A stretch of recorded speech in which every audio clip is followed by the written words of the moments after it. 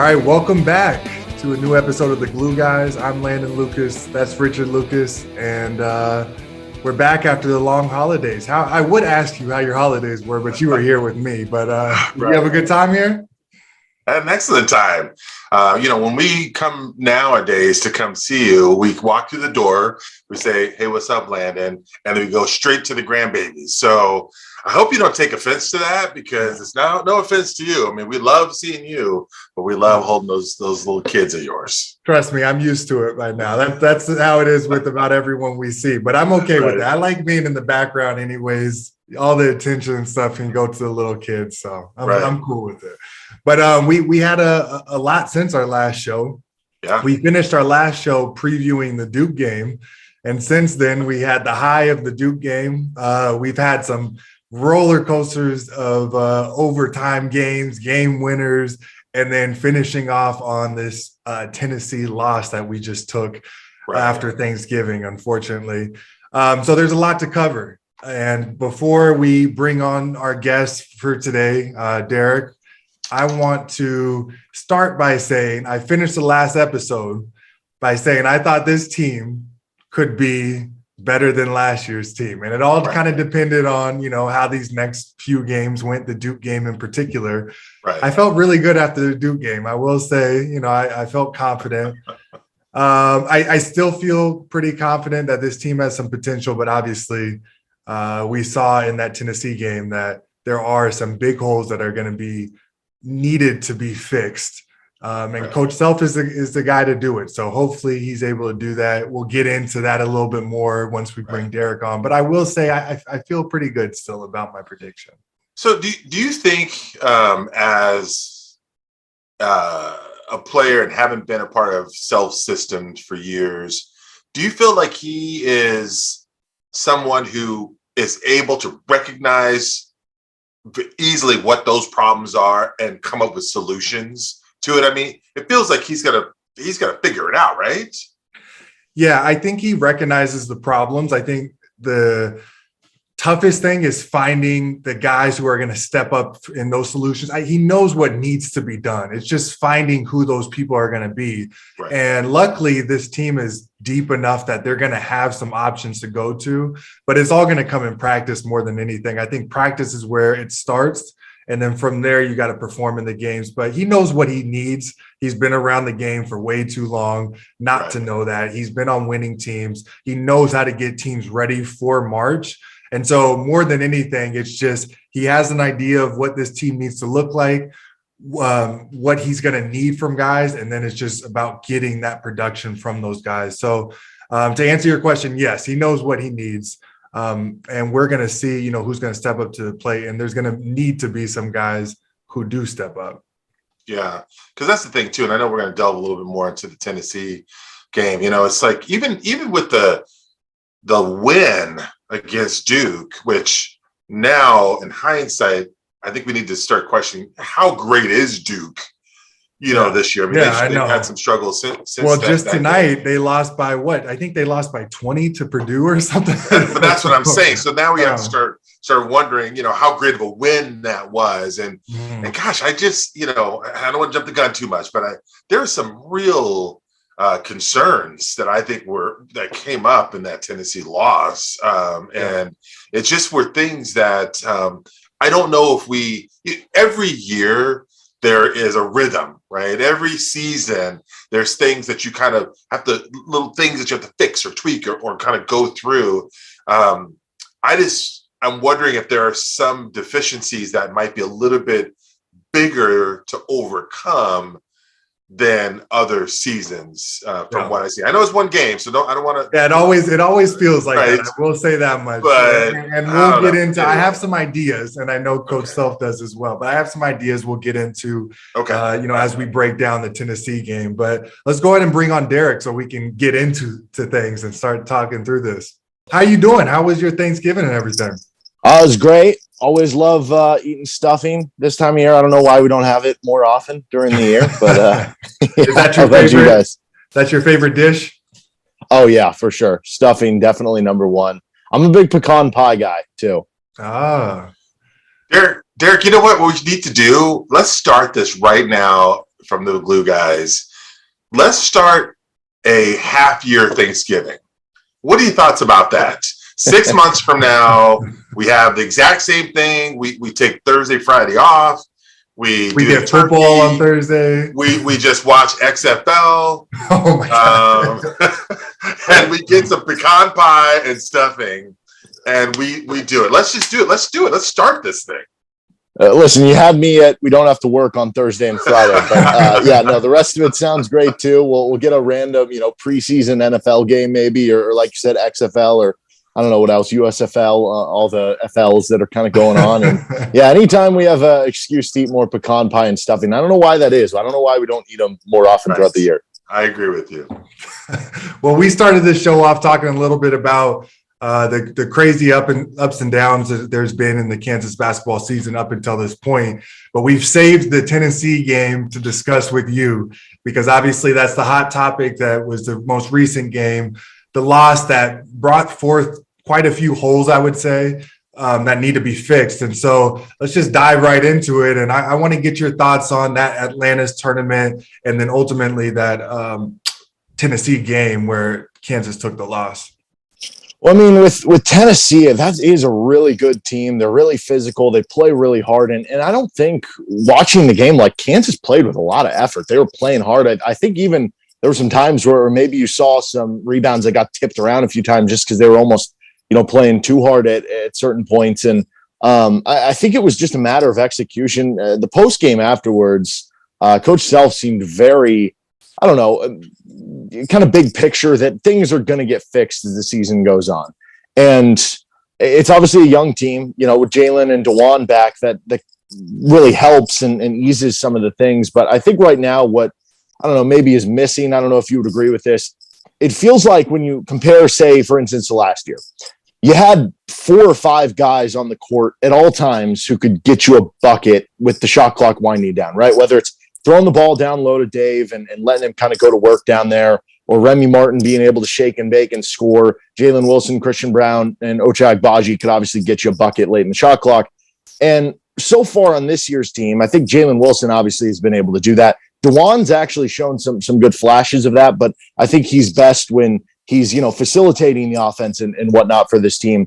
Gradey Dick's obviously an unbelievable shooter, but how much is he going to dribble, create for himself to make those shots? And I think it could come for a lot of these guys. Like Kevin McCullough's a new player, Gradey Dick, MJ Rice, like these are freshmen coming into the team. Obviously right now, one of the centers hasn't emerged just yet that you feel like you can consistently go down and throw it to him in the post. And I love KJ Adams and what he brings and being able to kind of switch 5 and play that hustle ball and whatnot, but he's not someone who you're going to throw the ball in the post and kind of hit a hook shot or whatnot. So I think that's kind of what's hurting them right now, trying to find those other options to maybe be able to, I don't know, score when the shot clock is kind of winding down. And that's been a consistent for some of the best Bill Self teams. Like I think back to some of your years, like I remember, I think it was the game against Kentucky at home.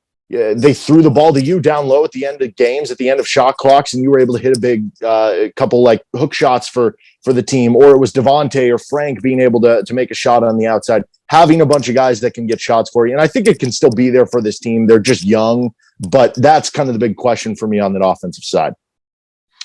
So, in this Tennessee game, there was one thing that you mentioned that I don't know if I agree 100% with. No disrespect to you, Derek. I love the idea of the second Thanksgiving, but I just felt like for large portions of the game, Tennessee was just more active. We talk about 50-50 balls. It almost always went the Tennessee direction, and it felt like there was something missing there in terms of and you nailed it in terms of just get a bucket. Like, I just need you to just give me the ball. You guys get out of the way. I'm just going to get us a bucket because we need it. Do you feel that is there anything that outside of Jalen and DeJuan, who is it? Gradey? Who is the person that you feel is going to be that next scorer for this team, or the person that you can kind of rely on to get you a big bucket at a big time?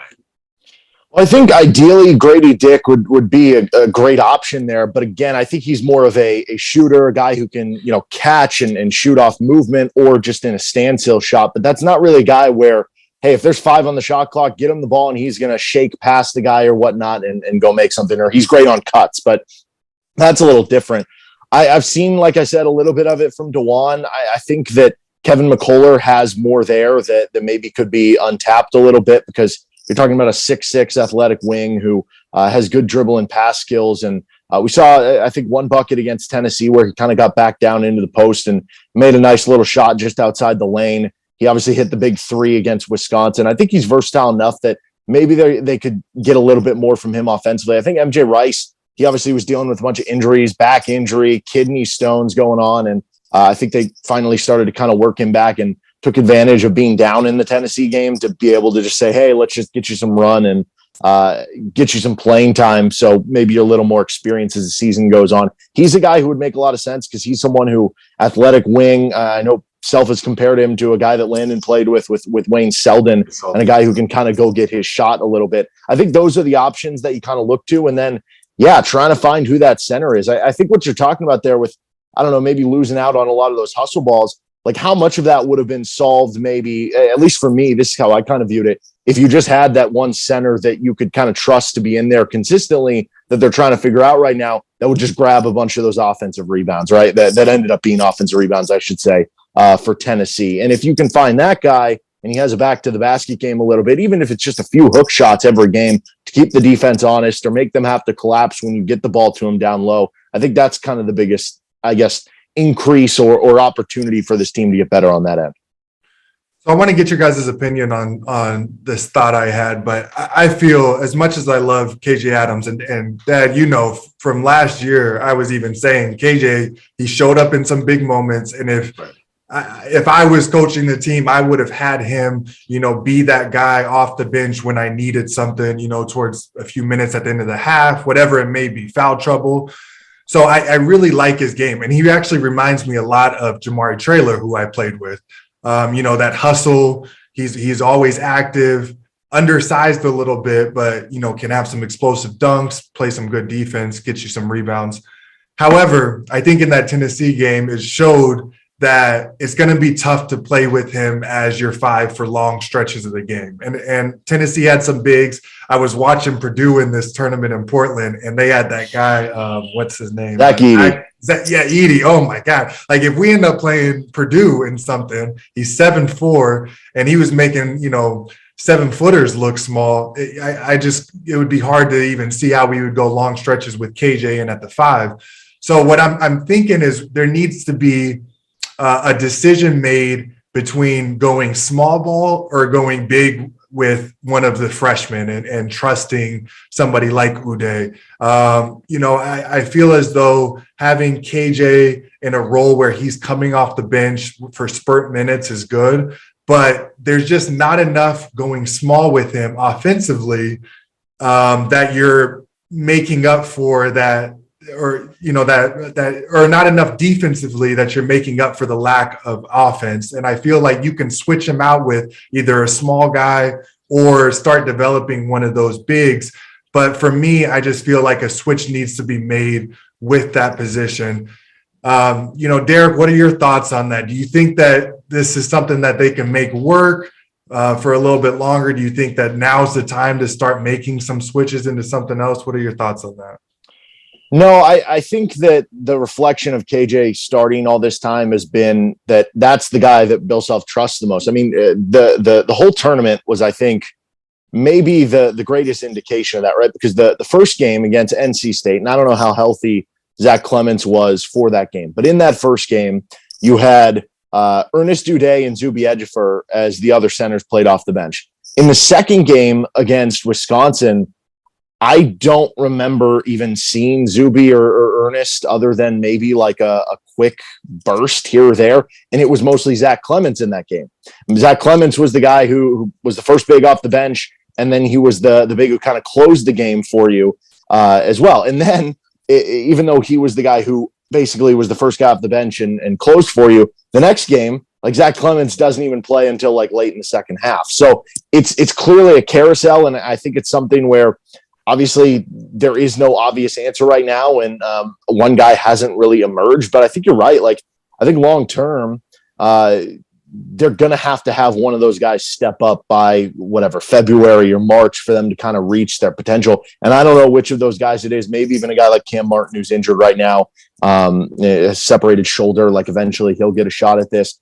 But I'm curious, like from your standpoint, because you've obviously been through this, and I think sometimes, I don't know, from the outside, you almost want to like oversimplify. Hey, you're just really tall. Just grab the ball, score it close to the basket, right? And it's really not that simple. It's not, and especially in a Bill Self system where there is so many other things that you have to do on the offensive and defensive end, from sealing guys or creating those good angles for you to score inside. So, like, what are the most difficult things, would you say? And how long does it feel like, have you seen, whether it was for yourself or other guys who came in the program, that just makes it kind of take a while to get comfortable in the Bill Self system as a big man? I would say this as a big man, but it really goes for anybody. It's just about understanding what Coach Self is expecting from you and doing those things to your best ability to start. I mean, if he's expecting you as a shooter to go out and make your shots, you got to do that. If he's expecting you as a big, more times than not, what he's looking for is for you to go out there, to set good screens, to get angles, to finish around the hoop, to play good defense, and then to get rebounds. And if you're able to start with that baseline, you can kind of expand off of that.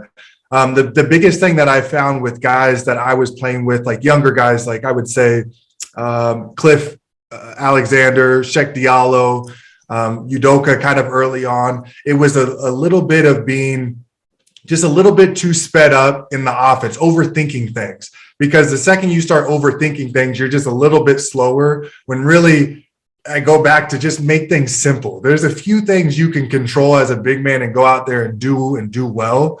And he's not really asking for much. He just wants you to go out there and do those small things that I talked about to begin with, and then you can expand your role from there. And so I think these bigs, they need to go out there just with a few things on their mind, which is one, know the plays. You got to know every single play as best as you can, because that will, the second you go out there and you're in the wrong spot or not setting the correct screen, he's going to pull you out of the game, because he can't have that. So know the plays and then do those small little things that's going to help your team win. And then the other things will come. And that's what he's looking for. That's what he's going to need. And in these next few weeks where it's kind of a little bit of a dead period, you got some practices, you got some games that you should win. This is when you need to step up and show him, because he's going to be throwing different rotations out there, and you got to go out there and do those small things to extend your time on the court, just another minute and then another minute. And it keeps getting longer and longer until, something we've always said on the show is the longer you're out there, you just end up getting easy buckets. You end up getting offensive rebounds that fall to you. I mean, things will start adding up in your favor. It's just about going back to keeping it simple. I know I said it last year. I've said it, it's something I've told myself multiple times, because if you try to get outside of that, that's when you're going to find yourself getting yanked a little bit quicker. And then if that's happening, it's really hard to get into the flow of things. It's really hard to build that chemistry with the guards and extend your time on the court. So that's what I go back to. Dad, I don't know if you have anything to add. You're the one who taught me all this stuff. So, well, I think that, the discussion about KJ, I think you guys are all spot on, in the sense that I don't know if he is the long-term permanent solution for that starting spot, but he is a great energizing bunny off the bench to come in and give you some real spot minutes and to kind of give a different look and a different feel to the position. One thing I did see is that, how the screening, and I know that's such a big thing, on defense. I know that's a big thing that Coach Self talks about, but just often felt like we weren't getting to those 3-point shooters in utilizing the correct defensive positioning, and the bigs weren't either, whether it was a hard hedge or whatever it was, they weren't doing the correct. They weren't making the right call when it came to that, and it felt like Tennessee was able to get that ball and get a shot off in rhythm without having a real hand in their face way too often. And so I don't know if that was, and again, I hadn't seen that really in other games, so I don't want to say that this put everything on the Tennessee situation, but it just felt like there was a lot of times where people where guys were out of position, including the bigs. Did you see that at all, Derek? I mean, was that anything like that for you? Well, I mean, so yeah, certainly the Vescovi kid from Tennessee, he took advantage of that, and then maybe sometimes going under screens or whatnot. Yeah, I wonder if that has something to do with, I don't know, the lack of continuity or being on the floor as much. And it is still early in the season. I mean, let's not forget they lost to Dayton in the second game last year and ended up being okay after that. I still think this team will be okay after this. But yeah, it is a bigger curve that this team needs to go on. And I think that's the avenue that they really need to, like, if this wants to be one of those elite teams, I think that's where they have to really excel, those little things like that. Because if we have all these questions about, well, who's going to be the third option on offense or how consistently can they score, then you got to be elite on the defensive side of the ball. Right. And so those little things that you're talking about, I think are very important. And I don't know, I guess, like, is that something, I guess for either of you guys, is that something that you think can kind of happen for the young bigs? Like, what do you think the timeline is here?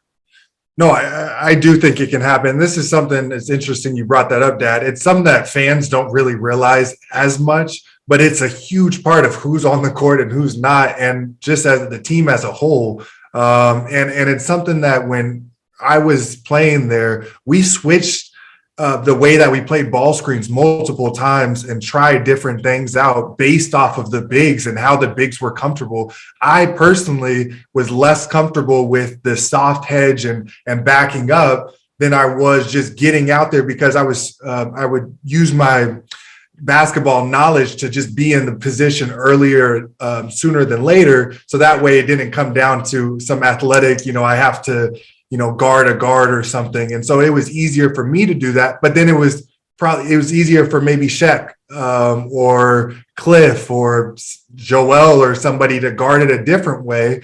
And so it was really about Coach Self figuring out who is more comfortable doing what. And that's something he's probably figuring out right now in practices and games. And then it's about those guys being really, really good at, doing one thing or the other. And I'm hoping I can get out there at some point in time, because I would love to just, work with the bigs. I know that these coaches have all the knowledge in the world. So I can only hope that I could show them something, a little bit of knowledge here or there. But there are small little things that you can just cheat a little bit on those screens to help out, depending on how they're guarding those ball screens, whether they're icing it, whether they're flat hedging, whether they're hard hedging. But whatever it is, those bigs need to get on board with it. And to answer your question, yes, they 100% can. It's early on. They're new to this system. So guys like Uday, even Clemens, he didn't play a lot last year. Those guys, it's going to take a little bit of time. And I think that's why you see Adams in right now, because he's able to make up for it a little bit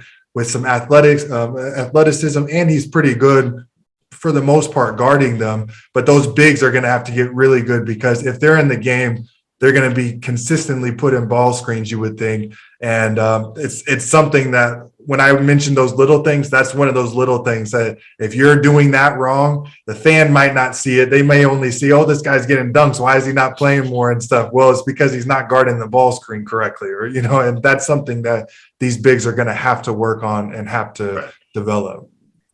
Well, I can tell you one thing is that, I think we've evolved from it just being just a bigs only show, right, talking about the full game. But obviously our areas of expertise tend to flow inside, and I also like to think that there's there's so many other nuances to the position that don't show up in stat sheets that I think that Coach Self is looking for too. So when he starts going, okay, who can help our team win? It's not always just buckets. and you, Landon, were so good at being able to come and help in certain areas and in ways that completely thwarted anybody's attempt to try and get to the hole. Which, you know what I mean? Which just changed. I can't go in there. And it wasn't because you were going to block their shot. It may not show up in a stat, but they were trying to get to the lane, and you got off your man and you stopped them and sent them the other direction. So these little things that you're talking about, they just start adding up. They're like little things into a bank, right? They start adding up, and that's the reason why you were able to play for so long. But I will say, having talked about all the bigs, I love Gradey Dick. Can we talk about him for a second? He is so good.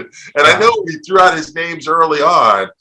When Kansas went on, it was about over 5 minutes where they had 0 points against Tennessee, and it was finally broken by Gradey and a 3-point shot from him. So, Derek, I mean, what are your thoughts about Gradey? How good can this guy be at his time with KU? You're always hesitant when you come into a season, and we go through this every year in the off season, and we get to a point where it feels like every single scholarship player, like there's a different fan that's saying, oh, this guy's going to be the breakout guy, this guy, and we go through every player essentially. And it's funny because with Gradey, there was all this expectation about him being able to be the best shooter on this team and him being able to be one of the top scorers on the team. And it wasn't that we didn't think it could happen, but it was like, well, let's see what he looks like first, because we've been through this before. Sometimes with freshmen, it takes a little bit longer. It's hard to adjust to the college game, but there's no more compliments than I can give him that I'm sure he already hasn't heard, because the adjustment that he has made already, like, to come through college. And I think the biggest thing that I guess gets to me is, like, you see the Duke game, for instance, where he struggles a bit to open up that second half after having, a couple nice buckets in the first half. And then he goes over a lull in the second half. And then he comes off the bench toward the end of that Duke game when it's a close game. You need to make a big bucket.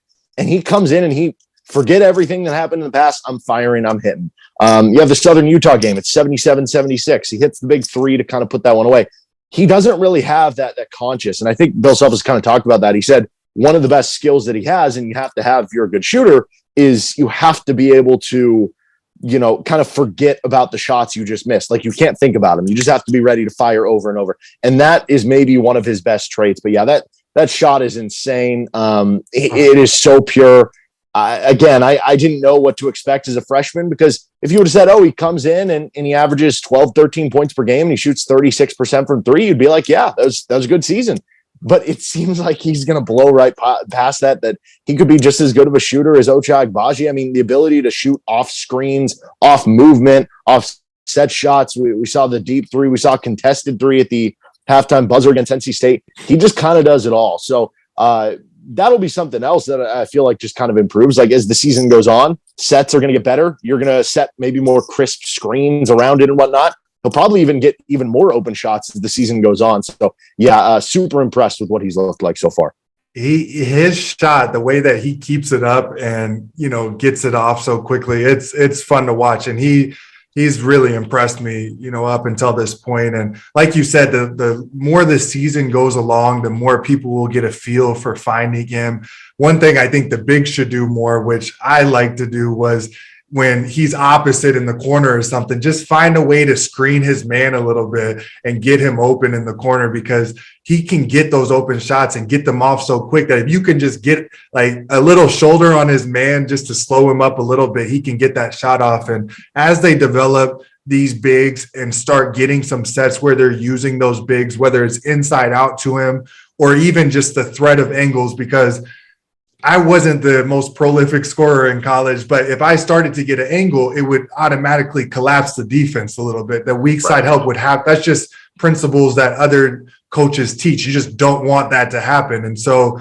if we can get some bigs to start getting some actions where they're ducking in and getting angles and collapsing the weak side defense a little bit, I mean, having a guy like him who can get a shot off so quickly and so pure like him, I mean, he's going to just get more and more shots. And so I'm excited to see how he goes the rest of the season. And he's really impressed me this far. Derek, before we let you go, I want to know, after this first month or so of the season, what are your thoughts as far as if you had to make a projection for this team moving forward? And has that changed at all from where you originally kind of had them going, or your thoughts on this team before the season started?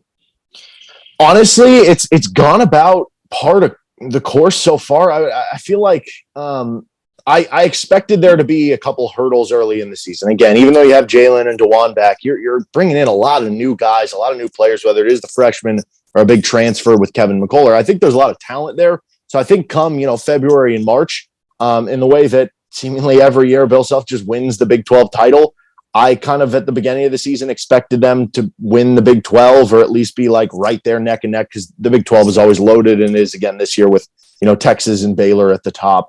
So I expected all that to happen. They're 6-1 big picture right now. You beat Duke. You got a couple solid wins in the battle for Atlantis before the Tennessee loss, which again is a good opponent. So everything is still in front of them. It's kind of on par with expectation. The big thing for me is that once you get to the NCAA tournament, I don't really know what to expect there, because even if I do expect this team to be, because if you win the Big 12, you're going to get like a 1 or a 2 seed.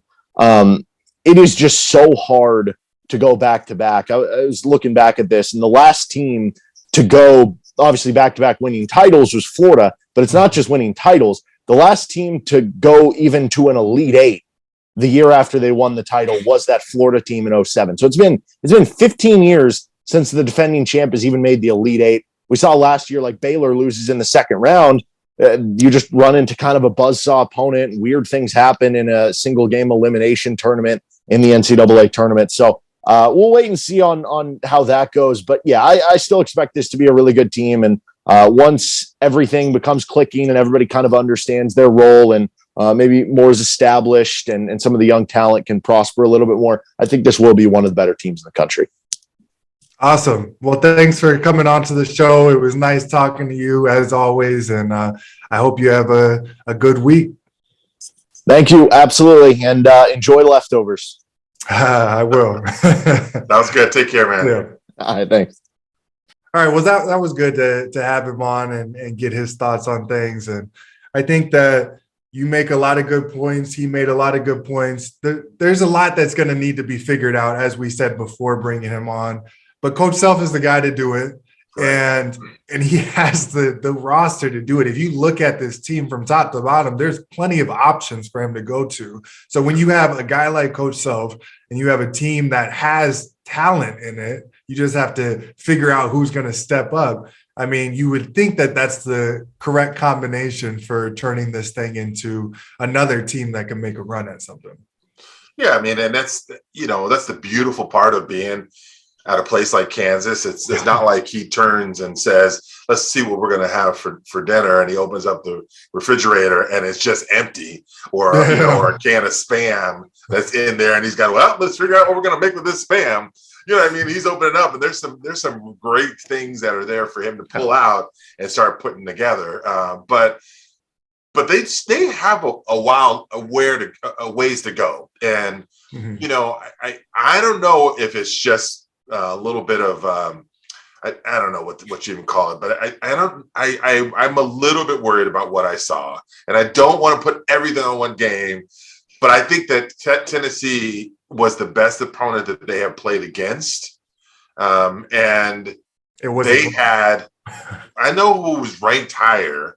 I'm saying that. I think that this. No. I'm saying the game wasn't even close. They finally played their best opponent. That's what I'm saying. From beginning to end, it almost felt like it wasn't even close. I mean, they jumped out early, and it started early. Where you talked about the 7'4" kid, Tennessee has their kids. I think 7'2". I want to say he's a big guy, and they had good inside game. They had really good perimeter game. They looked to me to be more athletic overall. You know, if you look at the whole team dynamic, and they just seem to kind of almost want it more. I felt like it was a lot of going through the motions for KU. Now, again, these can all be fixed. You have a Hall of Fame coach. You've got all the pieces, just like you said. So I'm not saying that this is going to be a bad season. I just think that there's a lot more to work on than I think was originally anticipated. I think that's fair. I think the reason I'm not as worried is because we're almost playing in a way with like a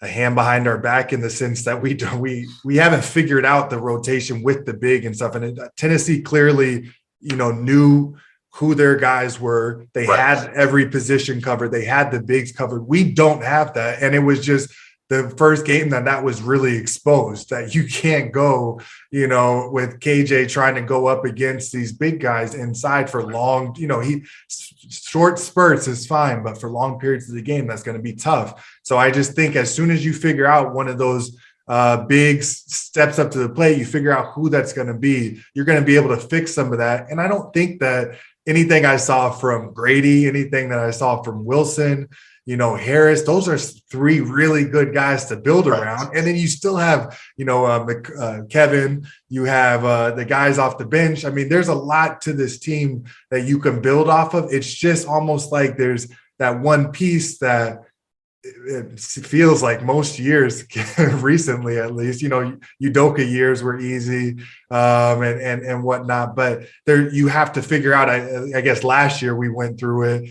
A few years during my year, we went through it. It was like, who's going to step up to the plate? But once you do find that person, I feel like it will fix a lot of those problems. And if you play Tennessee with, let's say, a Uday or somebody who's feeling confident, playing 25, maybe even 30 minutes a game and stuff, and you run that back, I don't think the game plays out the same way. So there's a lot that we learned from it. And that's why I'm going to skip my sub in or sub out today, because I was going to ask you if we learned more from that or the Duke game. And after seeing the score of Duke playing Purdue, where they just got smacked, I am in agreement with you that I don't think Duke at this point in the season, going through the coaching change, is quite at the level that we had thought they were. And so that makes that win a little less significant. And I think we did learn a lot more about this team against Tennessee than we did against Duke. Right. And so, the part that's super fun about this is the fact that it's just the beginning. I mean, we're only, just a tiny percentage into the season. And, the puppet master called Coach Bill Self is going to be able to work his magic and be able to figure out exactly what this team needs. And I think the nice thing about it is that you've got some veteran leadership.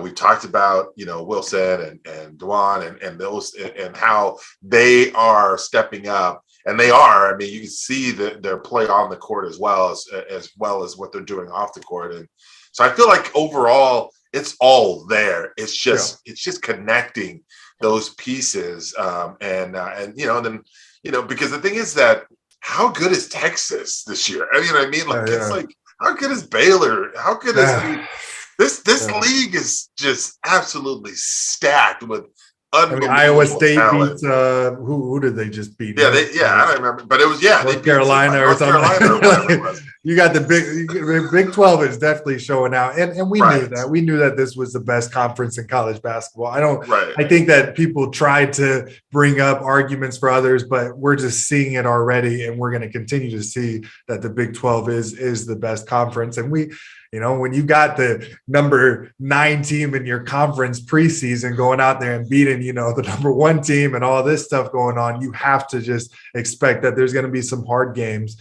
But, I trust Coach Self. I trust this roster to figure it out. Alan Fieldhouse, you've got to trust that. You got to trust Alan Fieldhouse, which is just going to win you some games that you're not supposed to win. Right. And then, Coach Self is always planning for March. Every time we had huddles, we were, thinking towards how we can get better. Obviously, Big 12 play, especially during my time there when we were keeping the streak alive, was important. But ultimately, it was building towards March and building towards figuring out what that rotation was going to look like, what that team was going to look like. And he's going to be able to do that again this year. I have full confidence in him. And I still feel that this team has a lot of potential to be very, very good. So we're going to leave it off at that for this week. It was, nice to recap this last few games that we had. Obviously, there were the ups and then the downs to finish since our last episode. And I'm curious to see kind of how they respond from this, how they bounce back, and then see what kind of rotations Coach Stelf is going for. Is he going straight to a switch to something different now? Is he going to ease it, people into that? We're going to find out. But I would suggest to those bigs that if they get in there for those few minutes, just focus on those small things, because if you're not doing that and you're looking over your shoulder, and I know how quickly the hook will be pulled. That's part of the reason when I was going to Kansas instead of like a Washington or Oregon or something, there's a difference as far as who you have behind you once you get out on the court, and that hook is a lot quicker. And so I was gonna say the worst sound you ever hear is when you're out there on the court and you're like, oh man. No, I remember times where I'd be in the game and something bad, I would mess up a play or something, and I would look and he would be pointing down the bench like, get it. I was like, it's bad when you know who they're coming in for. Right. It's like, okay. As soon as he points, you're like, oh man. I'm out. But it's important just to go out there and do those small things, because as I learned, just focus on those things, and then you'll just be out there. Next thing you know, I'm not getting subbed. I keep looking over. I'm starting to get tired looking for a sub, and he's leaving you on the court because you're doing all those small things to help the team win. So curious to see how they bounce back from this. We'll set something up. Hopefully next week we'll get a guest on. I'm working on a few things. And you get a player? Can't you get a player? Yeah. I thought you had Bull there. I thought you had some, like when you go to town, they're like, oh, this is Landon, right? I mean, just last episode, we had the active head coach on. So tell me a player you want. I'll reach out and see. Let's get Gradey on. I want to talk to Gradey. All right, we'll get Gradey on. Can you make that happen? I can make that happen. I'll talk and we'll get Gradey on. All right, okay. But thank you for listening. As always, leave some comments. Let us know if there's anything you are not into, anything you want us to talk about, guests you want on the show, suggestions, all that stuff. But thank you for listening. We'll be back again with a new episode next week. Sounds good. Happy holidays, everybody. Happy holidays.